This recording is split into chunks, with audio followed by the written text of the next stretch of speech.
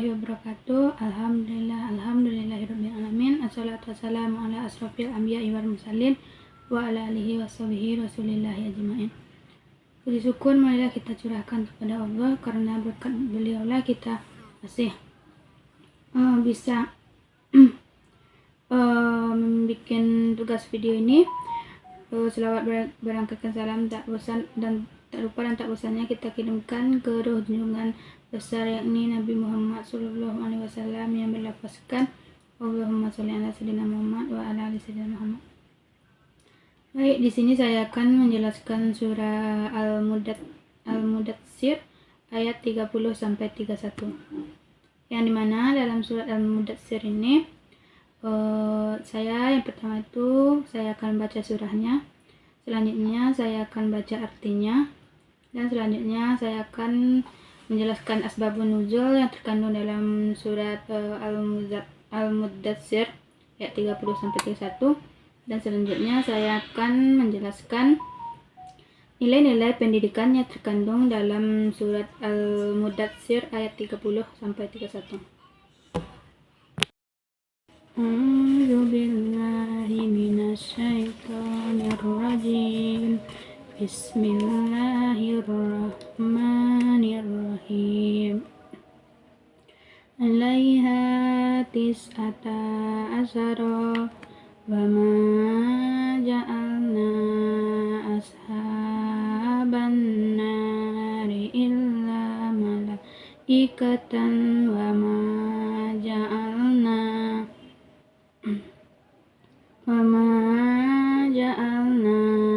iddatahum illa fitnatal lillazina kafaru liyastaikin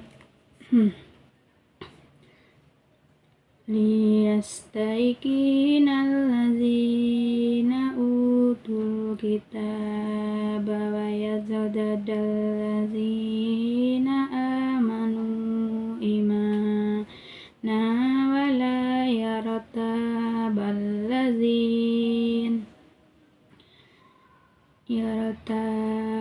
lazina utul kitaba wal mu'minuna waliyaqulal lazina fi qulubihim marada wal kafiruna maza aradallahu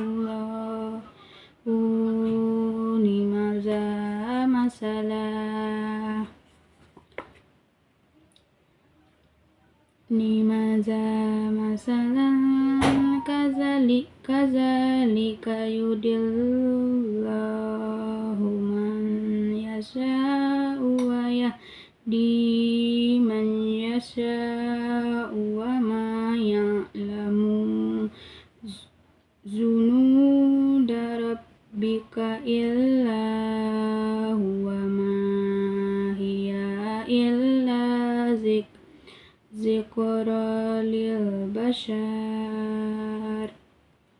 Shadaqallahul azim. Artinya, kami tidak menjadikan para penjaga neraka kecuali para malaikat, dan kami tidak menentukan bilangan mereka itu kecuali sebagai cobaan bagi orang-orang kafir. Yang demikian itu orang-orang yang diberi kitab menjadi yakin, orang-orang yang beriman bertambah imannya, orang-orang yang diberi kitab dan orang-orang mukmin itu tidak ragu-ragu, serta orang-orang yang di dalam hatinya ada penyakit, dan orang-orang kafir berkata, apakah yang dikehendaki Allah dengan bilangan ini sebagai suatu perumpamaan? Demikianlah Allah membiarkan sesaat orang-orang yang Dia kehendaki berdasarkan kecenderungan dan pilihan mereka sendiri, dan memberi petunjuk kepada orang-orang yang Dia kehendaki berdasarkan kesiapan mereka untuk menerima petunjuk. Tidak ada orang yang mengetahui bala tentara Tuhanmu kecuali Dia sendiri. Ia tidak lain hanyalah peringatan bagi manusia. Selanjutnya yaitu Asbabun Nuzul surat Al-Mudatsir ayat 30 sampai 31.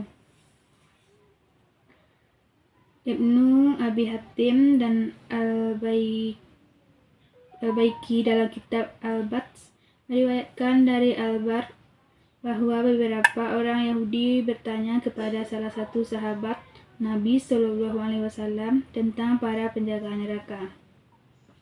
Sahabat tersebut lantas datang kepada Nabi SAW untuk menyampaikan pada saat itu juga turun ayat ini. Dari Abu Ishaq diriwayatkan bahwa suatu hari Abu Jahal berkata, "Wahai sekalian warga Quraisy, Muhammad menyatakan bahwa bala tentara Allah yang nantinya akan mengazab kalian di neraka berjumlah 19. Sementara kalian berjumlah sangat banyak. Mungkin 100 orang dari kalian tidak mampu menghadapi satu dari mereka." Allah lalu menurunkan ayat ini. Riwayat yang mirip dengan di atas juga diriwayatkan oleh Qatadah. Diriwayatkan dari Suddi ketika turun ayat 30 di atas ada 19 malaikat penjaga. Seseorang laki-laki dari Quraisy bernama Abu Asdak berkata, "Wahai orang-orang Quraisy, janganlah kalian merasa gentar dengan 19 malaikat tersebut. Dengan bahu kanan saya ini saya akan melewati 10 dari mereka. Sementara yang 9 lagi dengan bahu kiri." Allah lalu menurunkan ayat ini. Selanjutnya menurut Ibnu Katsir, dalam firman Allah yang artinya di atasnya ada 19, Ibnu Katsir menerangkan bahwa yang dimaksud adalah malaikat-malaikat penjaga neraka yang jumlahnya telah ditetapkan oleh Allah. Beliau menegaskan bahwa angka itu bukan untuk menunjukkan besar kecilnya kekuatan mereka menurut ukuran manusia, sebab para malaikat tersebut adalah makhluk yang sangat keras, kuat, dan patuh sepenuhnya kepada perintah Tuhannya. Bahkan satu malaikat saja memiliki kemampuan yang tidak dapat ditandingi oleh seluruh manusia, sehingga jumlah 19 bukanlah tanda kelemahan, tetapi bagian dari ketepatan Allah. Menurut Al-Qutubi, dari firman Allah yaitu alaiha tis'ata ashhar, Al-Qutubi menerangkan bahwa angka 19 yang disebut dalam ayat tersebut adalah jumlah malaikat yang ditugaskan menjaga dan mengawasi neraka Jahanam. Beliau menegaskan bahwa penyebutan jumlah itu adalah ketepatan dari Allah yang tidak dapat diintervensi oleh siapapun. Para malaikat yang menjadi penjaga neraka tersebut memiliki sifat keras, kuat, dan tidak mengenal balas kasihan terhadap penghuni neraka. Sebagaimana penjelasan dalam ayat lain yang menggambarkan sifat azab dan tugas para malaikat. Angka 19 ini menurut Al-Qutubi bukanlah angka yang menunjukkan perbandingan kekuatan dengan makhluk lain, karena malaikat memiliki kemampuan yang tidak bisa dinilai dengan ukuran manusia. Selanjutnya menurut Al-Tabari, dalam penafsiran firman Allahnya, alaiha tis'ata ashhad, Al-Tabari terlebih dahulu menjelaskan makna lafaznya, yaitu bahwa Allah memberitahukan kepada manusia mengenai jumlah malaikat yang ditugaskan menjaga dan mengawasi neraka Jahanam. Jumlah itu adalah 19 malaikat dan mereka adalah para penjaga yang ditetapkan oleh Allah untuk mengurus urusan neraka. Al-Tabari kemudian menukilkan riwayat dari para sahabat dan tabi'in yang menyatakan bahwa 19 tersebut adalah malaikat Zabaniyah yang mengurus siksa dan penjaga neraka. Selanjutnya itu pembahasan dalam konteks pendidikan. Yang pertama itu surat Al-Mudatsir ayat 30 dalam pembahasan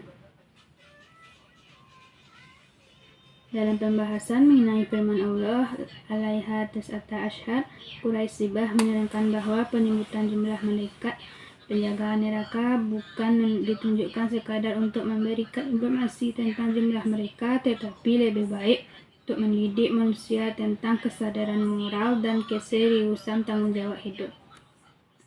Menurut ayat ini menanamkan kekuatan-kekuatan ilahi yang tidak dapat dipandang remeh. Penyebutan angka 19 secara pendidikan merupakan cara Al-Quran menggugah rasa takut, kewaspadaan, serta mendorong lahirnya sikap berhati-hati dalam menjalani kehidupan. Quraisybah menjelaskan bahwa pendidikan dalam Al-Quran kerap menggunakan metode simbolik. Dalam konteks ayat ini, angka yang disebutkan secara eksplisit adalah bentuk pendidikan psikologis agar manusia memahami bahwa konsekuensi atas dosa sangatlah nyata. Ayat ini mendidik manusia untuk tidak terjebak dalam logika kuantitas karena kekuatan malaikat tidak dapat dibandingkan dengan kekuatan manusia. Maka yang lebih penting adalah kesadaran diri bahwa ada pengawasan yang sangat kuat terhadap manusia, sehingga pendidikan akhlak harus diarahkan kepada sikap tanggung jawab dan kesadaran diri, bukan sekadar ketakutan mental. Quraisybah juga menerangkan bahwa ayat ini juga berfungsi sebagai peringatan edukatif bagi mereka yang meremehkan dosa, ketika sebagian orang musyrik memperolok jumlah malaikat tersebut. Al-Quran justru menunjukkan bahwa sikap meremehkan hal-hal yang berkaitan dengan pertanggungjawaban moral adalah tanda kebodohan.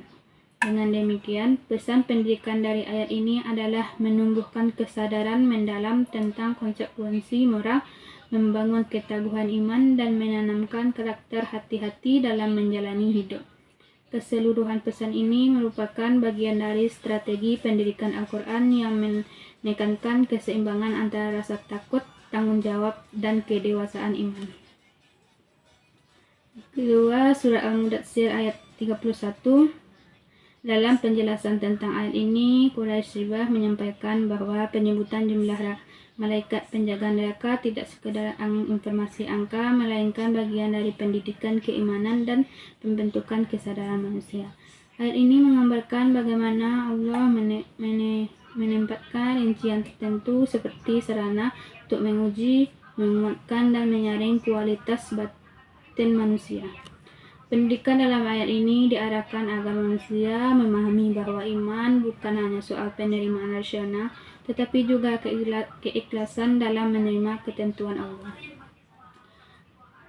Beliau menjelaskan bahwa ketika Allah menyebutkan jumlah malaikat penjaga neraka dan sebab-sebab penyebutan itu sebagai ujian bagi orang kafir, penguat bagi ahli kitab, penambah iman bagi orang beriman, serta pembukaan tabir keraguan dalam diri orang munafik, semuanya merupakan proses pendidikan rohani.